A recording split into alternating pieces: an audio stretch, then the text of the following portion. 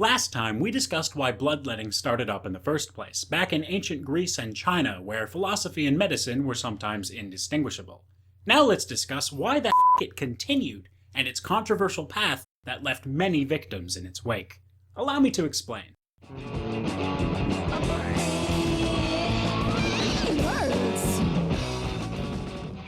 Our story picks up around the year 1000 during the Islamic Golden Age. People were beginning to invest more time and effort into science, partly because the Muslim government at the time was heavily pumping money into translating Old Greek writings into Arabic. A Persian named Avicenna was in the middle of writing a set of books on basically everything. Avicenna is often called a polymath, or someone who is excellent at many things. He made contributions to mathematics, geology, astronomy, and chemistry, but most of all, philosophy and medicine. His crowning achievement in this area was a book called The Canon of Medicine, which picks up where the Greeks, such as Galen, left off, but unfortunately that meant that Avicenna copied over Galen's many mistakes, and then built on top of them. The foundation of his burrito was a torn tortilla shell. Now, the ancient world's love for bloodletting had remained intact for the 800 years between Galen and Avicenna, but Avicenna was about to make things much worse. Because Avicenna was extremely smart for his time, he was trusted as an authoritative figure on pretty much whatever he happened to be writing about that month. That's crazy. What kind of person tries to be smart about something new each month?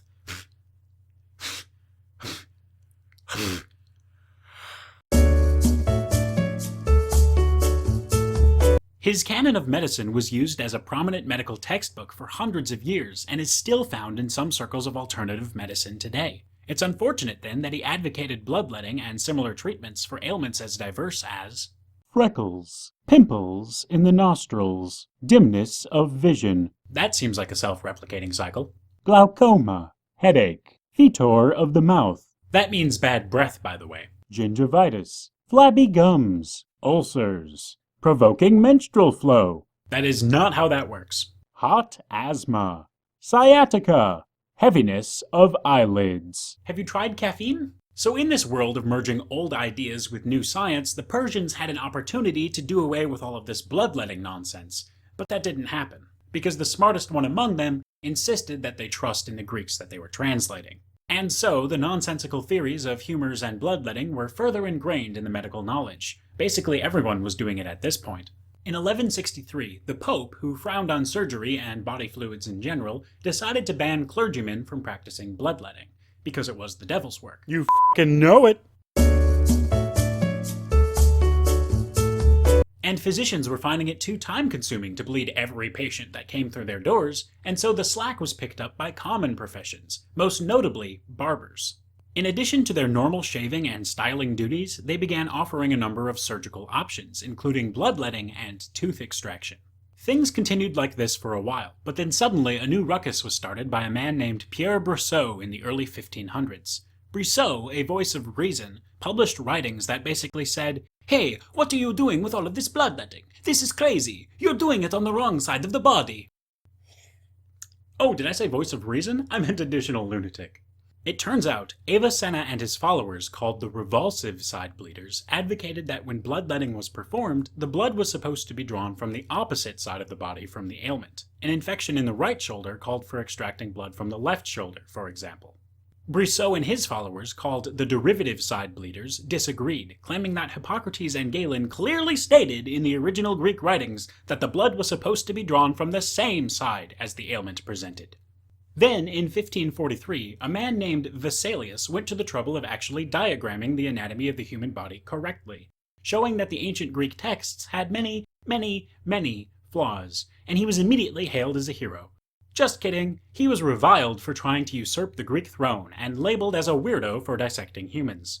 A former professor of Vesalius, named Jacobus Silvius, wrote of Hippocrates and Galen, "They had never written anything in physiology or other parts of medicine that was not entirely true," and went as far as to claim that the human body itself had changed since Galen studied it, thus sparing Galen from any embarrassing mistakes. This blind trust in traditional medicine was one of the major factors that allowed bloodletting to continue.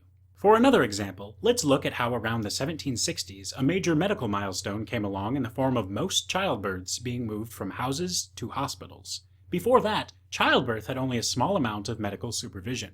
Historically, childbirth was an extremely dangerous feat, and the mortality rate for mothers was around 1.5% per birth. But then, mothers began using hospitals, and the mortality rate went up? Yeah, it went up. Medical records from the 17 and 1800s show that the mortality rates for birth-giving women regularly were reaching the double digits, with Vienna General Hospital seeing a mortality rate of 31% in one particularly bad month. The mysterious culprit was referred to as puerperal fever, or childbed fever. Physicians at the time compared this sickness to other fever-presenting illnesses, partly because it too was more common during the winter months. One famous physician, Benjamin Rush, went as far as to say in 1789 that all fevers were the same illness.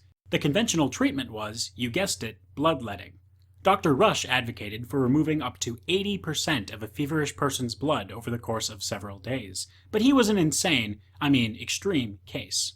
At this point, there were people fighting for alternative theories. In the 1790s, there was a guy named Alexander Gordon who promoted the idea that childbed fever was spreading from patient to patient, and suggested maybe better hygiene could help? He was mocked and ridiculed for his outlandish ideas. Then this dude named Semmelweis came along in the 1840s and began keeping track of mortality rates and insisting on doctors washing their hands before delivering babies. His hand-washing policy was an amazing success, reducing the deaths dramatically, until a year later when he was skipped over for a promotion, let go from his job, mocked and ridiculed by his peers, and eventually died in an insane asylum. Long after his death, puerperal fever was shown to be an infection related to streptococcus caused by poor sanitation, just like Semmelweis suspected, meaning that bloodletting, with its necessary incisions and bodily fluids, was likely making the problem worse, not better. Oh, and childbed fever was more prevalent during the winter months because that's when medical students returned from summer vacation, adding their unwashed hands back into the pile. This leads us to the Edinboro bloodletting controversy, a series of scholarly and not-so-scholarly debates between respected physicians in the 1850s and 60s in which they debated whether bloodletting was an effective treatment at all. On one side was Dr. William Allison, who tried to explain that bloodletting used to be useful, but the types of diseases themselves were changing along with advancing medicine, and so bloodletting was no longer as necessary.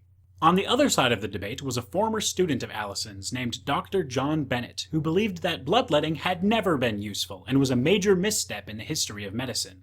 Want to guess who most physicians sided with at the time? That's right, Allison. But today, most physicians side with Bennett, although there is some evidence to support a change of type of diseases too, such as different underlying causes of pneumonia. But I digress. In almost all cases, bloodletting made things worse for patients, and yet it was an extremely common procedure for thousands of years, completely defying reason. And almost without exception, the people who tried to behave reasonably were openly mocked. Today, bloodletting is still practiced under a few specific conditions, such as a treatment option for hemochromatosis and polycythemia, unusual conditions in which it actually helps. We've also gotten the mortality rate for childbirthing mothers way lower, and we've stopped letting barbers perform surgery without licenses. So, progress. Fake coffee. There's nothing in this mug. There's nothing in there.